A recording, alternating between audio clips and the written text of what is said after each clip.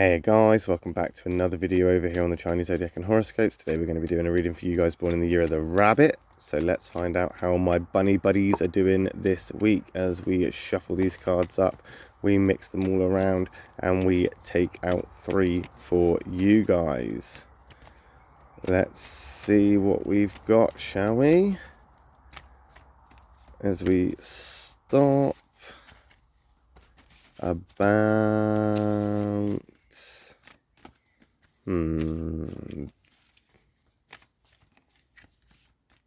there. And we take that one from the bottom, we take that one from the middle, we take that one from the top. What have we got? Okay, so we've got a black, white, black there. 2 negatives to outnumber that positive. But as I've said before, black isn't always an attack, white isn't always all right. It all depends on those cards when we flip them over and the compatibility that they have with the rabbit. So let's start with this black pig. Not a bad card. A good example of black not being an attack, because we have a negative pig here, but the pig is one of your closest allies. The pairing of a rabbit and a boar can result in a great compatibility in a great team. I don't, however, see that right now. It's almost like you're a part of a team, but there is no teamwork happening. It's almost like you're a part of a team, you have no choice to be a part of that team, you're involved in that team, but there's no team leader, there's no organisation. It's a one-man team of you and a one-man team of your teammate in their own team, and then your other teammate being in their own team. Almost like if you were playing paintball, you're all on the same side, but you're shooting each other. You're literally shooting at each other. It's like some sort of mutiny or some sort of betrayal here, some sort of treason going on within the group. You're a part of a team, but there is no teamwork. Why? What's happening here? This pig is going to draw that out, and things are going to change because this has been going on for a while. You may think that it's functional. You may think that it's doing its thing. You may actually think that it's, being productive. But I don't think it is. I think it's got the opposite effect here. I think because it's moving slowly, you don't notice it as much. But it's trying to make you see. That pig is trying to help you notice this. It's trying to promote it and push it into your face. It's trying to say, like, the reason you keep arguing, the reason you keep fighting, the reason you keep falling out, the reason you're so frustrated, the reason you're getting agitated, the reason that you are feeling like you're not getting anywhere, it's because the team that you are on are not being team players. But then neither are you. You're not being a team player either. Probably because they're not being team players. But this is like, tit for tat here. It's swings and roundabouts. It's because one person does it, the other person does it. And because the other person's doing it, the other person continues to do it. You're not being a team player because they don't want to be team players, and they're not being team players because you don't want to be a team player, and nobody's going to be a team player in this. So the team that you're on is actually just made up of fractured members that think they're a part of their own team. Meanwhile, the opposition, who you're actually up against, they are organising and they are setting to win this. We do have this positive, however, which is a white rat coming into play. Now, the rat and the rabbit, they are actually quite compatible, so we don't have a big problem here. The rabbit maintains a working relationship with the rat, and it can be quite efficient. So this is quite good in some ways. However, they can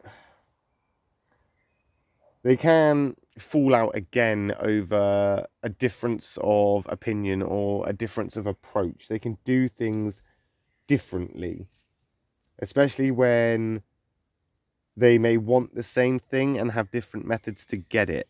And again, it comes back down to that teamwork aspect. If we think about this in a team sort of aspect, it's almost like you're all part of the same football team, and if you work together, you would be able to score more goals collectively. However, you all want to be the one to score that goal, so you're hogging the ball, you're not passing, you're trying to be a hero. There's no organisation, there's no teamwork here. It's going to be a mess.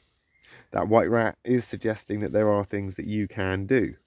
There are things that you can attempt to do. in order to fix it, in order to change things. Whether or not you see it that way, that's entirely up to you. You may disagree. You may feel that your approach is the right approach because you've got that. It's almost, I don't know how to put it really. You got that calculated kind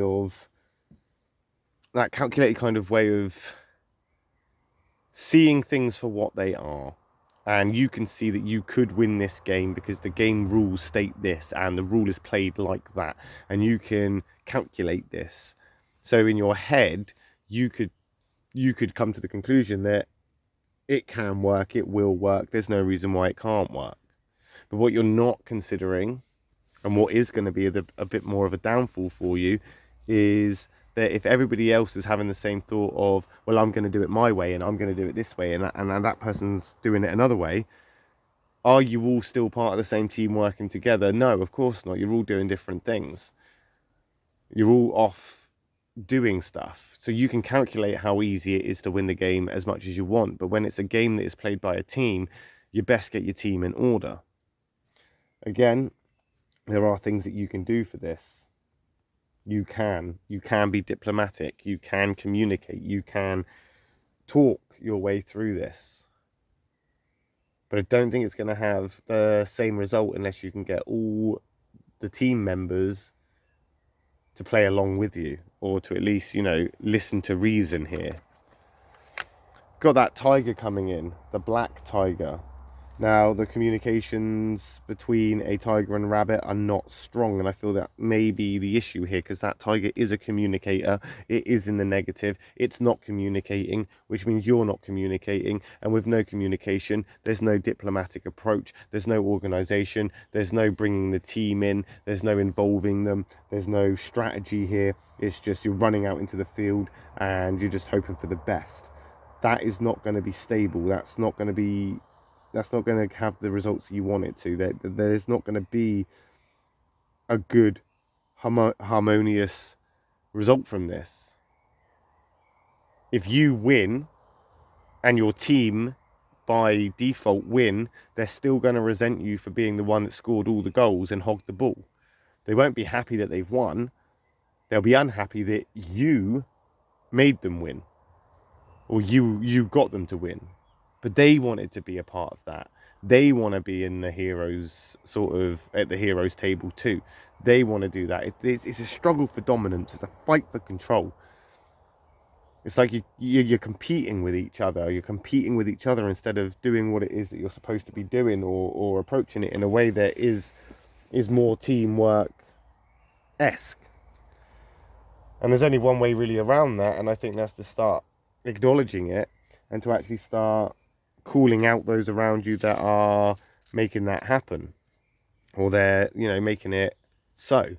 If you make a stand, if you be the honourable one and you say enough is enough, we need to bring it back together, we need to start pulling together, then they may just listen. You may just be able to break through if you're the one that does it. Now, don't forget that you are a rabbit in this. So the members of your team that you are up against, the people that you need to try and convince, they may not be rabbits. And they may have more of a favourable outcome if they do it on their own, and they do go up against you and compete with you, team player or not. So to be in a favourable place, why compete and why do this all by yourself with half a chance of winning, when you could work together with that team and have more chance of winning? Or just leave the team all together and find yourself a team that's more worthy and one that you can actually get on board with. That could even be a better idea. But we'll find out, won't we? Next week when we come back and we do another reading for you guys born in the year of the rabbit. My next reading will be for those born in the year of the dragon. So if you're interested in what the dragon are up to next, I will see you there. If not, no worries. I'll just see you next week when we come back and do another reading for you guys born in the year of the rabbit. Thank you for watching. Love and peace.